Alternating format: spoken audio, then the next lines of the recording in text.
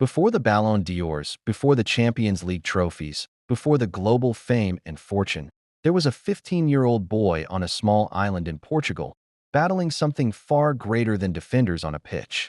This is the story of Cristiano Ronaldo, a man who almost ended his football dream before it truly began. Cristiano Ronaldo was born in Funchal, the capital of Madeira, a small island off the coast of Portugal. By the time he was 15, everyone in his neighborhood knew he was special.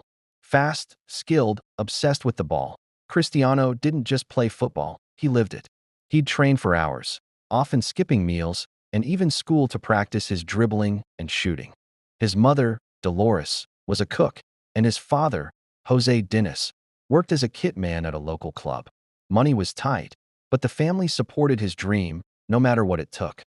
At just 12 years old, Ronaldo had already left Madeira for mainland Portugal to join Sporting CP's youth academy in Lisbon. It was a massive move, emotionally and culturally. He cried often, missing home and family. But he stayed and kept working. Then came the year 2000. Cristiano Ronaldo turned 15 years old, and everything almost fell apart. During routine training, coaches noticed something strange. Ronaldo's heart was beating too fast, even when he wasn't exercising. He was soon diagnosed with a racing heart condition, medically known as tachycardia. Left untreated, it could end his football career before it ever truly began. For a 15-year-old who lived and breathed football, this was devastating. Doctors told the family that surgery was needed immediately. But even with surgery, there was no guarantee he'd be able to play again. Cristiano underwent laser heart surgery. The procedure involved using a laser to cauterize the area of his heart causing the problem. It was delicate and dangerous. He was admitted in the morning and out the same afternoon. Yes, Cristiano Ronaldo, at 15, had heart surgery and was discharged within hours. Doctors advised rest and recovery, but Ronaldo wasn't like other kids. He was back on the training pitch just a few days later.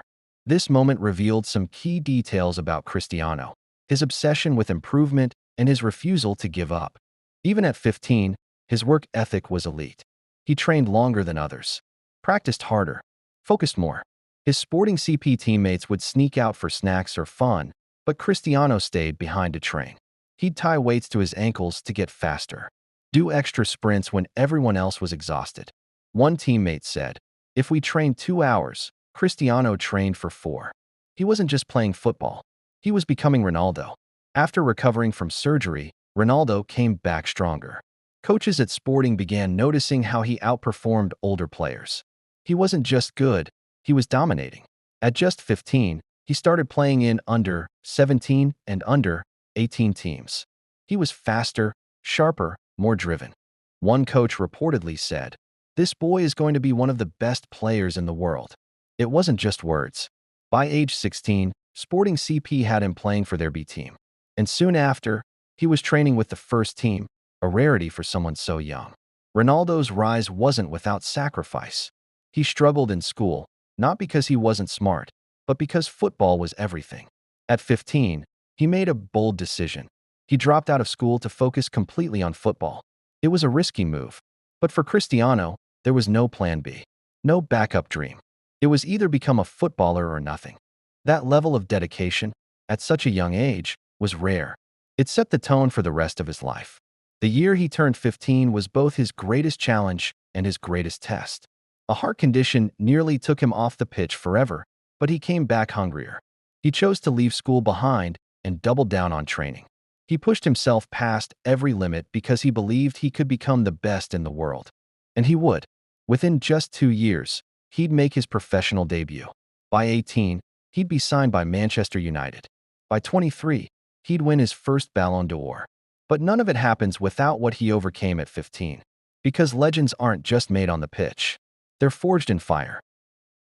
Thank you for listening to this amazing story. Like this kind of stuff? Go ahead and subscribe so you don't miss the next one.